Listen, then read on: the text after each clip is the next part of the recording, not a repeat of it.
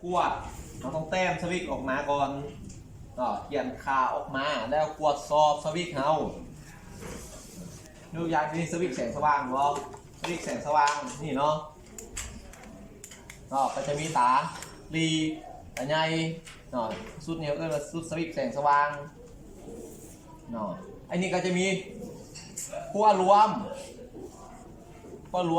แต่เขาให้สัญลักษณ์ก็คือ ed ต่อมาขั้วตาลีเขาให้สัญลักษณ์ก็คือตัวที่ต่อมาขั้วไฟตาใหญ่สัญลักษณ์ให้ก็คือตัว h เขียนออกมาปุ๊บเวลาถ้าเป็นรุ่นที่มีสายนะรุ่นที่มีสายเอากล้องคันมานะให้สังเกตสวิกนี้บางรุ่นมันจะสายไม่ออกกล้องคันมาให้มันแยกชุดพิเศษเขาออกแล้วเขาจะขวดน้อยขาลงน้อยขาลงแต่อันนี้สวิกมันจะรวมเหมือนเป็นชุดรวมในถ้ามันมีสีแบบนี้แม่นเขาจะบอกตำแหน่งขาสั้นเขาต้องหูก่อนว่าขาที่เท่าไรก่อนต้องนับปากพร้อมไอ้ขาที่เท่าไรนะ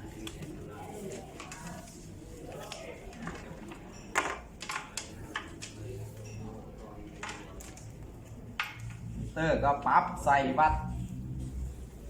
การต่อเนื่องให้มีเสียงดังเวลาเขาก็จะเป็นไปเบิ้งมิเตอร์ฟังได้เสียงถ้ามันดังก็จะเซ็กมันง่ายขึ้นมันไวขึ้น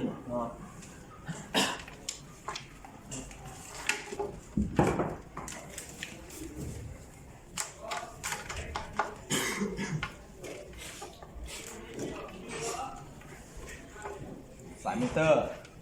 ถ้าไปเฮ็ดเรียกเราอาจจะไปสอกสายสุดสายไฟของรถที่เป็นปลั๊กแบบนี้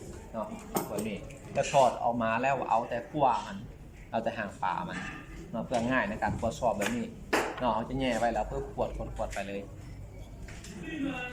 ปั๊บมิเตอร์ไปวัดการต่อเนื่องก็สังเกตหน้าจอไปพร้อมก็ได้งานไดโอดเปลี่ยนมาปุ๊บเสียงเวลามิเตอร์แตกกันปุ๊บมันจะมีเสียงดังเราก็เซ็กมิเตอร์เขาก่อน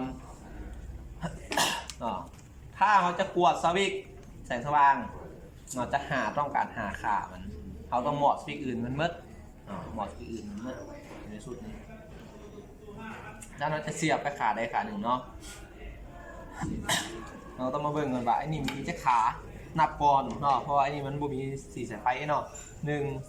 3 4 5 6 7 8ถึงมี89 10 11 12 13 14 15 16ครับเชิง8ลุม8จับไป1ขา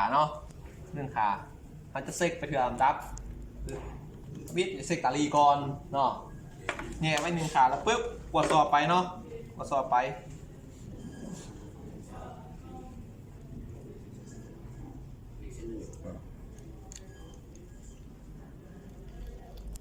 กดสอบไป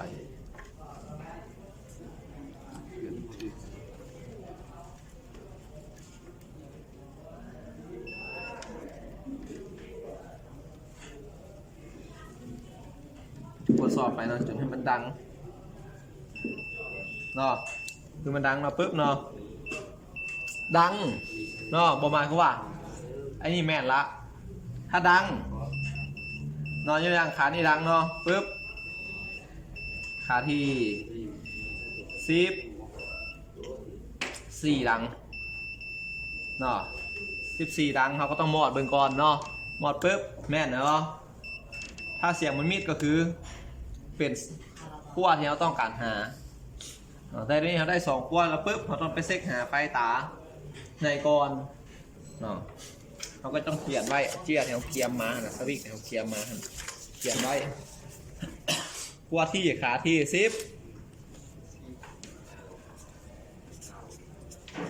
4เขาก็เขียนไว้เวลาต่อตามนั้นถ้ามันมีสีมันมีสีอย่างสีขาวแคบแดงเขาเขียนขาวแคบแดงใส่ในการเห็นเปียกเวลาต่อนั่นรวมเลยขาที่9นี่ขาที่9ไว้ได้นี่เป็นขาที่9 ต่อไปเขาอยากเซ็กไฟตาใหญ่เนาะวันนี้ปุ๊บเซ็กไฟตาใหญ่ในการเซ็กไฟตาใหญ่เขาจะบบกลับมากวดอีกขาที่14เขาจะกวดขาต่อไปเนาะขาที่14เวลาเขากวดมันจะดังเพราะว่าเวลาเปิดตาใหญ่ปุ๊บมันจะต่อเนื่องกับตาลีเนาะวัดมาปุ๊บ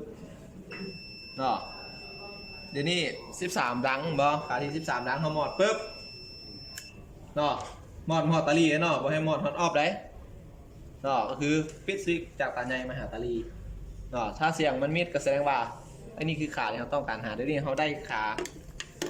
ตาใหญ่เนาะที่เขาสัญลักษณ์เฮดก็คือขั้วที่13ถ้ามีสีเขาเขียนสีไส้เนาะสั้นเดี๋ยวนี้เขาได้มันเลยนี่เดี๋ยวหน่อยเขาก็ไปหาซิกมันครบหลังจากนั้นเอาหูแล้วปุ๊บเขาจะเบิ่งวงจรที่ดีต่อไปใส่สวิตช์แสงสว่างขั้วที่ต่อไปใส่ขั้วเฮดต่อไปใส่เขาก็ต่อไปตามวงจรเอา